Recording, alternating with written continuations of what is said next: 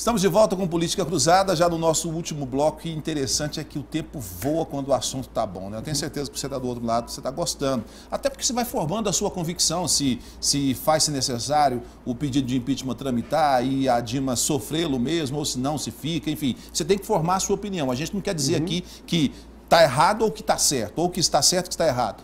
Forme a sua opinião, porque o ano que vem tem eleição e aí sim você precisa começar a demonstrar o que você pensa. Voltando, Leandro. Concluindo o pensamento do professor, o que você me diz sobre? Bom, a sua pergunta era relativa ao cenário municipal. Exatamente. A narrativa que o professor citou em relação ao governo federal, a análise é correta. E não é de hoje. Isso está desde 2006, quando estourou o escândalo do mensalão. O Lula partiu para essa linha das elites contra nós do plano social, enfim. Então, desde 2006, a narrativa é a mesma do governo federal.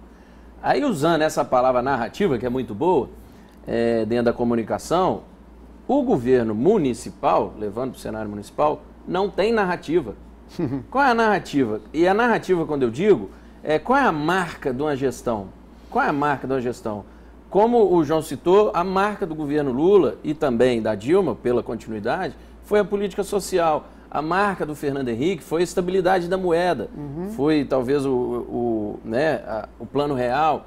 Agora, qual é a marca da gestão Gilmar? A marca anterior à atual gestão, o governo anterior à atual gestão teve uma marca? Com certeza, de obras. Obras e grandes obras. O Adelmo saiu muito bem avaliado porque realizou muitas obras. Hospital Municipal, Justo. Reforma da Rondon, Justo. o viaduto ali da Rondon O atual, o prefeito Gilmar, é evidente que pegou um cenário ruim economicamente, ao contrário do gestor anterior, ao contrário do Adelmo, mas aí entra a questão muito mais de gestão, porque você não pode gastar mais do que você tem. Desde que a gente tenha a lei de responsabilidade fiscal, um prefeito, um governador não pode gastar mais aquilo que ele arrecada. Então você tem que gerir. O que é gerir? Você dá prioridades. E na prioridade entra a marca que um governante põe no seu governo. E desde o início. Porque a avaliação de um governo, de um mandato, não é feita só no final, não é feita só na eleição. A imagem de um governo é feita durante todo o mandato. Constrói, né? É construída e consolidada ao longo de um mandato. Perfeito. Então nós estamos agora vamos entrar num último ano de mandato do Gilmar, sem ter marca, sem ter narrativa. Por quê? A meu ver, como especialista na área, porque simplesmente, quando tentaram fazer alguma comunicação, era uma comunicação publicitária. E publicidade é na época da eleição, porque você tem que convencer seu eleitor que você é melhor, que você tem as melhores propostas. No mandato, não, é a comunicação informativa. A comunicação política é você informar daquilo que você está fazendo, ou está tentando fazer, ou por que não conseguiu fazer aquilo que você prometeu. Não é publicidade. Deixa eu fazer o papel do advogado do diabo aqui, professor. Peraí. Vamos tentar lembrar algumas obras da atual gestão. Nós temos algo perto em torno de 10 mil moradias. Eles não souberam mostrar isso? Mas entregaram? Prometem entregar no ano eleitoral. Não entregou. Qual é a marca? Não, o que o Globo está falando é coisas que existem. Você não faz narrativa sobre promessa. Promessa futura. Isso você faz na campanha, como diz o Globo. Agora, veja, o consenso sobre o diagnóstico do fracasso da gestão Gilmar, com ou sem recurso, veja, e deixa para o César Honório resolver esse problema. Né? César Honório é o colega nosso também que faz análise política na coluna Frente Verso do Jornal Correio. Aqui é uma brincadeira com ele, que ele que é o especialista se é crise de gestão ou crise de arrecadação. Então, independente de ter arrecadação ou não, e ter gestão ou não, há um consenso que a gestão fracassou. Né? A gestão não, a governança Gilmar Machado fracassou. E vai ter as consequências que o Globo já falou, que é muito difícil, neste momento, criar uma narrativa que possa ter viabilidade eleitoral, de convencer o eleitorado. Então, o problema não é o diagnóstico. O diagnóstico é de fracasso. Agora, a causa do fracasso, para nós aqui que estamos tentando analisar, eu gostaria de aproveitar vocês para pensar o seguinte. Veja, a coalizão que sustentou ganhar a eleição e está até hoje governando Uberlândia, que é Tenente Lúcio, Leonídio, PMDB, com Leonídio. Tenente Lúcio, com não sei quais partidos que ele é dono. O presidente da Câmara... Alexandre Nogueira. Não, o ex-presidente da Câmara, que hoje é secretário da igreja... É o Márcio Nobre. Márcio Nobre. Os pastores, tem um pastor lá conversando com Deus para cuidar de questão ambiental.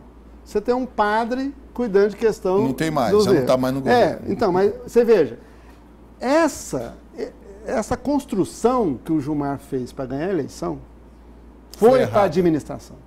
Esses que estão na administração é que produziram a rejeição e o fracasso da gestão. Saiu da administração a rejeição, Gilmar. Só que o PMDB do Leonídio,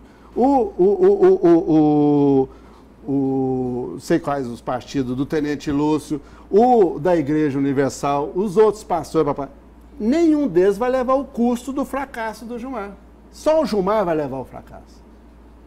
O PMDB vai continuar elegendo vereador, a Universal deve fazer o outro deputado. Ter uma dificuldade muito grande para fazer vereador. O Leonídio vai fazer os candidatos. E esses, Tenente Lúcio, Leonídio, agora a oposição, além do Odelmo, né? Os outros, eles estão convencidos. É tão profundo o fracasso do Gilmar que esse pessoal acha que vai ganhar para prefeito. Eles acham que tem chance, dado a profundidade do fracasso. Leandro, esse cenário todo que o professor está colocando, marketing é um negócio que, lógico, não é ele sozinho que faz o candidato vencer uma eleição, mas ele tem um componente muito importante. Mas precisa, conforme você disse, precisa ter o que mostrar. O fato dele ainda não ter o que mostrar, mas ter a possibilidade de mostrar no ano que vem, pode mudar alguma coisa? Depende. Depende se houver narrativa. Uma obra pela obra em si não é nada. Você entregar 10 mil casas não é nada. O que a casa significa? A comunicação não substitui a gestão. Comunicação é o quê? Você comunica o quê? Qual é o quê? E aí é um erro de publicidade achar que você vai colocar outdoor, você vai colocar um placar na Rondon, você vai fazer propaganda nos canais de televisão, mostrando aquilo que, inclusive, está voltando como um bumerangue, porque a população que enfrenta as filas nas UAIs, que vai pegar o remédio e não vê o remédio, ela vê aquela propaganda e fala, mas espera aí, não é a realidade que eu estou vivendo. Entendeu? Então, não é convencer, é falar o que está acontecendo. E aí entra uma questão que é o seguinte, o mandatário, perante as dificuldades, ele tem que ser o mais humilde possível e não tomar uma narrativa de arrogância, de achar que todos são contra ele, todos não querem que a cidade desenvolva, ao contrário dele. Não é assim. Ele tem que ser humilde para aceitar aquilo que está acontecendo de errado. Agora, em relação a essa questão de pessoas que fazem parte, é lógico que ao mandatário cabe saber, ao gestor, ao prefeito, cabe saber quem são os técnicos que ele vai compor e ter a seu favor para tocar as obras. Isso é natural, todo governo é assim. Porque ele precisou daquele pessoal, daqueles partidos, daqueles políticos ao longo da eleição, e nada mais natural que eles componham o governo, que eles também deem a sua contribuição. Mas o gestor, que é a principal figura, ele tem que ter prioridade. Qual é a prioridade? Qual é a agenda? Então nós temos aqui em Uberlândia um slogan da prefeitura que é por uma cidade educadora, uma cidade educadora. Então, imaginou-se que lá no início, quando criou esse Uma Cidade Educadora, que a educação seria a marca, que seria a agenda. Mas, no entanto, nós estamos vendo essa semana, inclusive, todo o imbróglio em torno da falta de pagamento aos professores, os professores indo na Câmara reivindicar, enfim. Então, assim, não é educação. Então, você está entendendo? Não adianta se você colocar um slogan, fazer uma publicidade falando que é uma cidade educadora e você não ter políticas efetivas que mostrem que a marca é aquela. Então, assim, não adianta. A comunicação, ela faz o quê? É um meio para você transformar o quê? E o quê é a identidade. Qual é a identidade do governo? É possível ele ainda dar alguma identidade? Eu digo que você pode comprar de tudo, menos o tempo. Cada dia que passa é um dia a menos que você perdeu. Então, assim, é possível, ele ainda dá uma identidade. Agora, se é possível reverter o quadro, aí demanda um trabalho muito árduo pela frente. só para a gente poder encerrar, está no finzinho, mas eu preciso fazer esse cálculo aqui. O município vem dizendo que, o governo municipal vem dizendo que a crise econômica afetou diretamente a arrecadação aqui e que isso trouxe, inclusive explicando isso que você acabou de comentar, trouxe essa dificuldade para pagar o salário de novembro, para pagar o 13º, a parcela que falta e a parcela não, mas o valor total para a área da saúde, e vai atrasar também o salário de dezembro e o das férias, que deve ser programado lá para o dia 10, dia 12.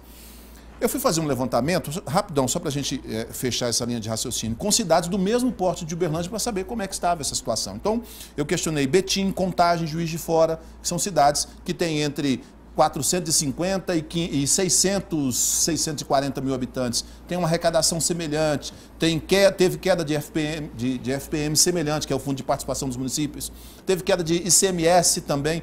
Mas desses municípios, então, teve, por exemplo, o município que pagou no dia 1º o salário de novembro, que já vai pagar no próximo dia 18 o 13º. Outro município que pagou o 13º e as férias da educação no mês de julho.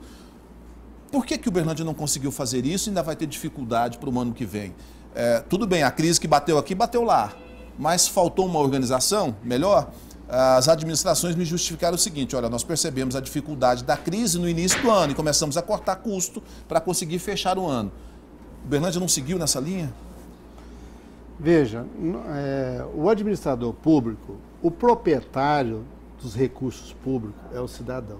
O principal, quem é proprietário do que é retirado da sociedade para produzir políticas públicas é o eleitor contribuinte, é de onde sai o recurso. O eleito é administrador de um recurso que pertence à sociedade.